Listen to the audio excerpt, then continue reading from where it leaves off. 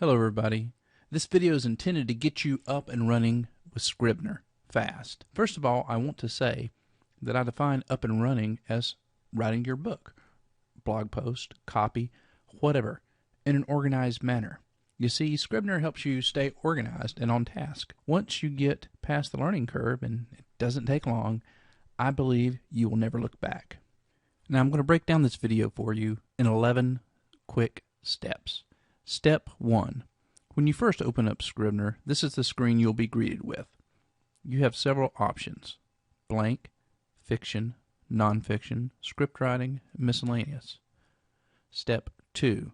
For today's video, we'll click on fiction and choose novel. Step 3. You'll name your project and choose a location to save your work. Let's go with bestseller. Now, I already have my location chosen. Let's choose a subfolder. There, that'll be a good place for it. Now, I highly recommend that you create a permanent location and a folder to keep all your Scrivener projects. I have a particular bulletproof system that I use to keep organized and back up my projects. I plan on covering that system on a future post. Step 3, click Create. You're going to look and you'll see this information about the novel format. You can ignore this. We don't need it for this tutorial. Step 4, just click on Scene, and begin with, we're going to look at the binder. Think of the binder as a virtual binder, a collection of folders and files that hold your writing project.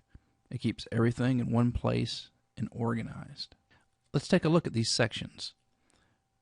We have manuscript, which holds chapter and scenes. You have a folder for characters, for places, for front matter, the stuff that would come in the front of your book, whether it be manuscript, paperback, ebook, whatever the format. You could create others. You have a research folder and a template sheet where you'd hold templates for your character sketches and your setting sketch.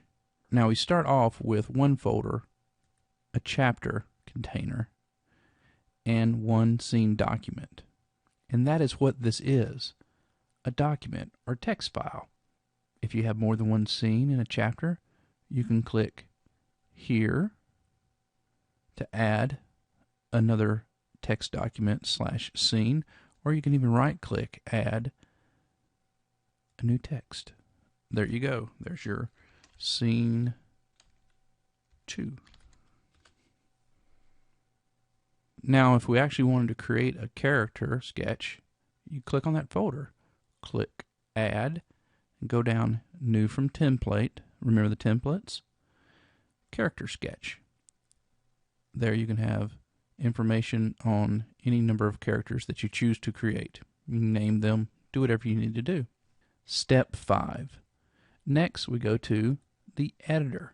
This is where you write. You're familiar with this, or word processors that look like this, I'm sure. Step 6, the toolbar area. All right, this area up here. Above the editor, we have the toolbar editor.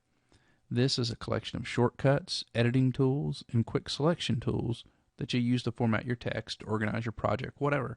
These areas can be completely customized to your liking. In fact, in just a second, I will show you one of my favorite shortcuts to add to the toolbar. Step 7. Above the toolbar area, we have the main menu. This gives you access to settings and customizations to further set up Scrivener however you want. Step 8. Click this eye in the right-hand corner, and you'll see what's known as the inspector window pop in from the side.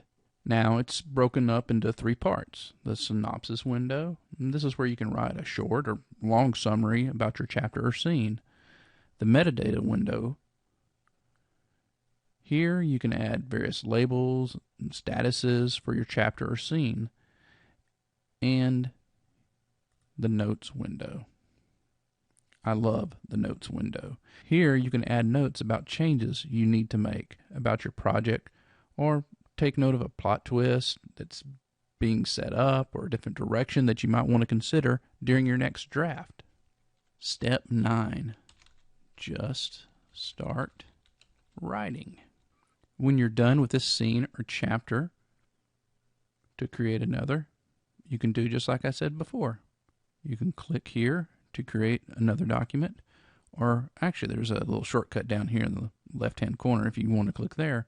Now there's also a shortcut key, Control N. That'll create a new text document. Control Shift N will create a new folder. Step 10. Now it's time for my favorite shortcut. To add a shortcut, click on Tools, Customize, Toolbars, and we're going to click on the Format bar. That's where I want to add the shortcut. And here it is right here. Undo and redo. Now you can click Control Z and Control Y. For some reason I just like having those located up here in the editing area of the toolbar. Now something else I also edited, so you're going to get a bonus here, are these buttons.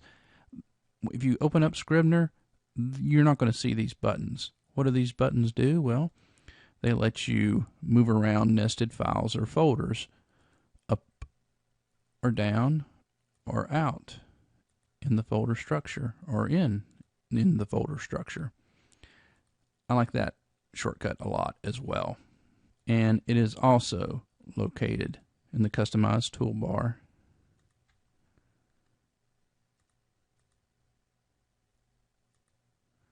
You would click on Main Toolbar.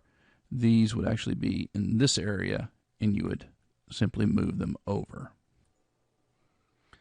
Step 11. Lastly, I want to mention the views that you have in Scrivener. First of all, you have the file view. That's what we're looking at now. This is the view you have when you click on a file. Now you also have the full document view. The full document, or Scrivening's view, laces all your individual files, scenes, or chapters together as they would look in one long document.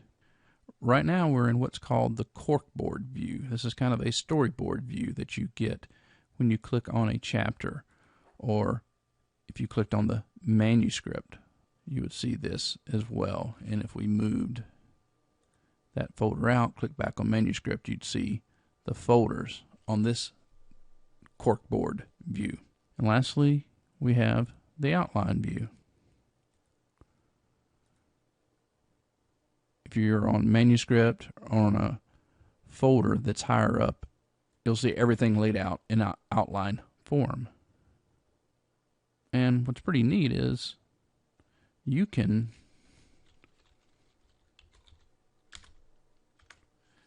edit in any of these views.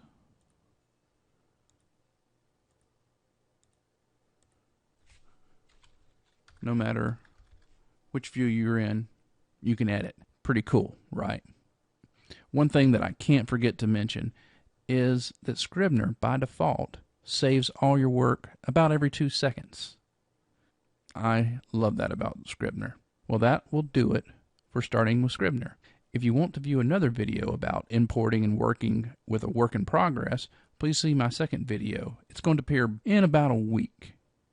Anyway, thanks for watching. Now, go write something.